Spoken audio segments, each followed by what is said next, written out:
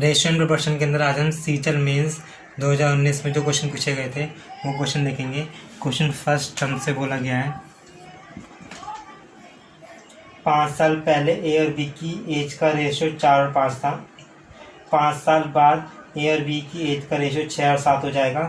At present सी जो है वो 10 साल छोटा है बी से, तो हमें बताना है ए और सी की प्रेजेंट एज का जो रेशियो है वो क्या होगा। तो हम इस क्वेश्चन को कैसे सॉल्व करेंगे वो देखते हैं। तो इसने क्या दिया है, 4 और 5 का रेशियो दिया है और फिर कितने का है, 6 और 7 का। तो ये ए है और ये बी है। तो ए और बी, ए जो है तुम्हारा 5 साल पहले कितने का दे रखा है, 4 का, और 5 साल बाद कितने का दिया है, 6 का। तो 5 साल पहले और 5 साल बाद कितना बढ़ा, 2 बढ़ा। यहाँ देखिए बी, 5 साल पहले 5 और 5 साल बाद 7, तो कितना बढ़ गया, 2 बढ़ गया। तो हमारे हिसाब से 2 बढ़ रहा है, लेकिन क्वेश्चन के हिसाब से ये 5 साल पहले के और 5 साल बाद के, तो 5 और 5 कितने हो गए, 10 साल। तो ये 2 जो है किसके बराबर हो जाएगा, 10 साल के। तो सामने सामने करता काट देंगे, 2 एकम 2, 2 पंजे कितना हो गया, 10। एक की वैल्यू कितनी आ गई, 5 आ गई। अब हमें क्या करना है, इस 4 की वैल्यू निकाल देंगे।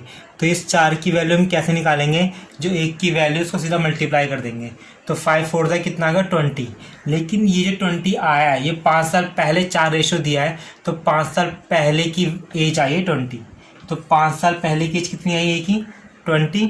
अब प्रेजेंट निकालना है तो 5 साल बढ़ाने पड़ेंगे इसमें, क्योंकि 5 साल पहले का है, तो 5 साल आगे जाएगा तो प्रेजेंट एज आ जाएगी एक ही 25। बी का देखें, 5 वाली दे रखी है 5 साल पहले की, तो पहले इसकी 5 साल पहले की वैल्यू निकालेंगे। 5 को मल्टीप्लाई कर दूंगा, जो 1 की वैल्यू है 5, 5 पंजे कितना होगा 25, और 5 साल आगे जाना है प्रेजेंट लाने के लिए। तो हम क्या करेंगे, 25 में 5 प्लस कर देंगे, कितना आ जाएगा 30। तो ये हमारी किसकी हो गई, बी की प्रेजेंट एज हो गई 30। अब हम क्या करेंगे, हमें देखना है कि सी दे रखा है प्रेजेंट में 10 साल छोटा है। 30 में 10 माइनस कर देंगे, सी की एज कितनी हो गई 20, और ए की प्रेजेंट कितनी है 25। तो 25-20 का रेशियो बनेगा, तो ये 5 में 25, 5 चौक 20, तो 5:4 जो है तुम्हारा आंसर हो जाएगा।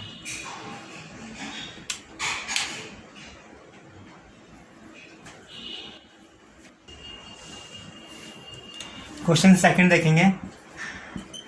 क्वेश्चन सेकंड के अंदर बोला गया है 1 साल पहले ए और बी की एज का रेशियो 4 और 3 था। अब से 3 साल बाद 6 और 5 का हो जाएगा।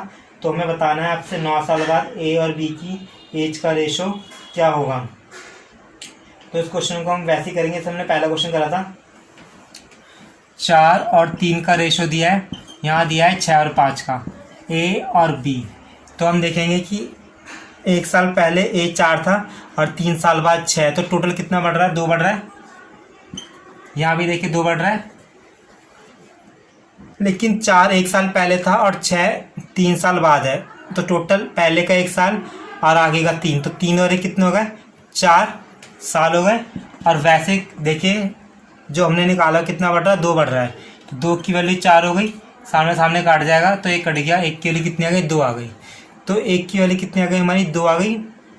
अब इस 2 को किससे मल्टीप्लाई कर देंगे, 4 से, तो 2 4 का कितना हो गया 8।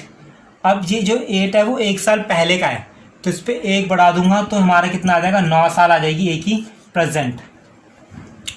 अब हम देखेंगे बी का अगर निकालूँ, ये भी 1 साल पहले, 3 का तो पहले 1 साल पहले की वैल्यू निकालूंगा, 3 को मैं 1 वाली वैल्यू से मल्टीप्लाई कर दूंगा, 3 दूनी कितना हो गया 6। अब 6 में 1 प्लस कर दूंगा प्रेजेंट लाने के लिए, 6 और 1 कितना हो गया 7। ए और बी की जो प्रेजेंट एज आएगी वो 9 और 7 की आ जाएगी। अब उसने क्या बोला है, अब से 9 साल बाद, तो 9 में 9 जोड़ दूँ तो कितना बन गया 18, 7 में 9 जोड़ दूँ कितना बन गया 16। इसको निकालेंगे तो कट जाएगा हमारा 2 में 18, 2 9:8, तो 9:8 हमारा आंसर हो जाएगा।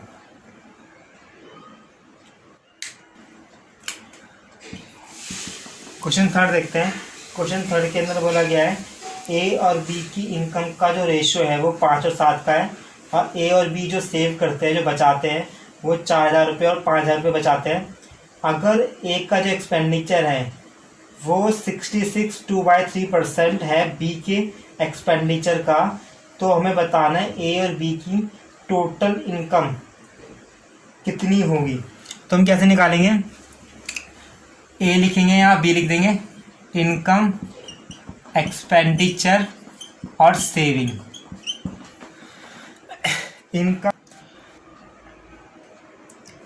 इनकम का रेशियो 5 और 7 का दे रखा है। एक्सपेंडिचर के लिए बोला गया है कि जो ए का जो एक्सपेंडिचर है वो 66/2/3% है बी का। तो हम पहले इसका एक्सपेंडिचर निकालेंगे फ्रैक्शन में। तो एक्सपेंडिचर कैसे निकलेगा, 66/2/3% दे रखा है। तो हम इसे सॉल्व कैसे करेंगे, ये इंटू होता है और ऊपर वाला हमेशा प्लस होता है। 66 को 3 से मल्टीप्लाई करूँगा तो 198 आएगा, उसमें 2 प्लस कर दूंगा, कितना आ जाएगा 200/3। अब परसेंट के 2 0 नीचे आ जाएंगे, 2 0 कट गए तो कितना रह जाएगा 2/3। तो अब इसने क्या बोला गया है कि ए का जो एक्सपेंडिचर है, यानी ए का एक्सपेंडिचर कितना है फ्रैक्शन में, 2/3 है किसका, बी का। अब यहाँ पे इस चीज़ समझनी है, ऑफ के बाद इसने क्या लिखा है, बी लिखा है। तो ऑफ के बाद जो नंबर होता है वो हमेशा नीचे वाला होता है। इसने लिखा है कि ए का जो एक्सपेंडिचर है जो कितना है 2/3 किसका है, बी का, ऑफ बी।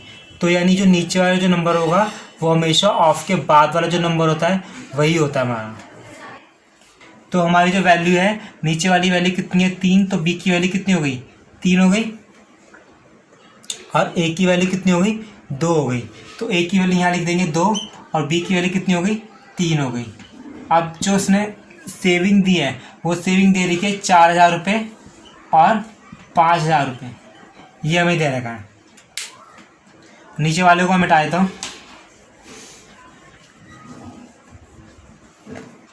क्रॉस मल्टीप्लाई करेंगे।